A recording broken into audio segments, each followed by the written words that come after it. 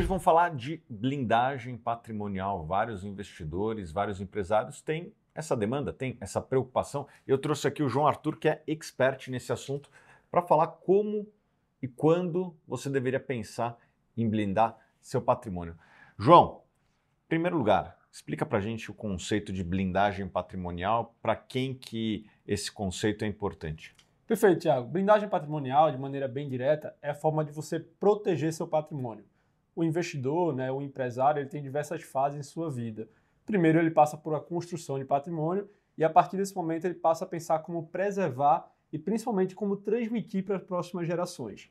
E aí que entra o conceito de blindagem patrimonial, que é muito abrangente. Ele abrange desde a diversificação, então, por exemplo, seus investimentos não estão concentrados em uma só classe de ativo, em um país, até estruturas jurídicas. A gente tem estruturas jurídicas como investimentos em offshore, holdings familiares, fundos exclusivos que estão passando por mudanças que podem ajudar o investidor a proteger o patrimônio e também transmitir para as próximas gerações. A proteger de quem, do quê? Perfeito. A gente está no Brasil, que é um país que infelizmente tem uma certa insegurança jurídica e a gente precisa proteger, inclusive, de situações judiciais. Então a gente acaba sendo muito procurado por clientes empresários que construíram um grande patrimônio e querem se proteger de ações judiciais, de potenciais discussões na justiça e acabam criando estruturas que blindam o patrimônio que ele construiu da sua pessoa física. Isso pode envolver uma holding, um CNPJ no Brasil. Em alguns casos, quando a gente está falando de patrimônios maiores, envolvem estruturas no exterior. É importante ressaltar, Tiago, às vezes a gente fala de offshore, de holding, e muitas pessoas não têm a completa dimensão que tudo isso é 100% legalizado, declarado. São estruturas de blindagem que funcionam dentro da lei, tem uma regulamentação, inclusive recentemente revisada, até piorou um pouquinho a tributação, mas ainda é uma forma bem inteligente de você proteger e diversificar o seu patrimônio. Bom, João, você falou offshore, holding, fundo exclusivo. Explica um pouco da diferença, o que é cada um, para quem que vale a pena, qual o patrimônio mínimo que faz sentido para cada uma dessas categorias? Perfeito, ótima pergunta. Vou começar pela offshore, que é uma demanda que está latente, Muitos investidores querendo diversificar e não só se expor o dólar no Brasil, que você pode fazer comprando IVVB, comprando BDR, mas de fato tirar o dinheiro da jurisdição brasileira. Então na offshore a gente costuma recomendar ali pelo menos $300 mil para abrir.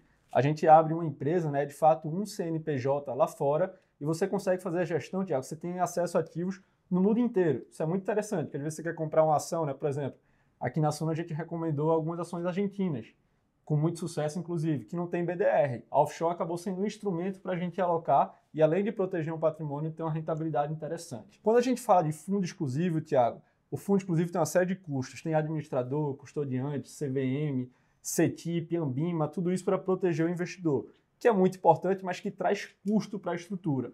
Então a gente recomenda ali no mínimo 15 a 20 milhões, abaixo disso não está fazendo mais sentido e a tributação piorou muito, Agora a gente tem um come em cota em quase todos os fundos exclusivos. Então a gente precisa checar se, por exemplo, se você tem apetite para ter um fundo exclusivo de fundo de ação, que é algo muito raro, Acho que diria que só pessoas como eu e você, que investem muito em ações, teria. Mas alguns clientes têm, então para esse cliente ainda cabe um fundo exclusivo, e aí a partir de 10, 15 milhões pelo menos, E quando a gente fala de holding familiar, aí pode ser tanto para concentrar participação empresarial, quanto para concentrar imóvel. Aqui os custos são mais enxutos, mais custo de contador, CNPJ.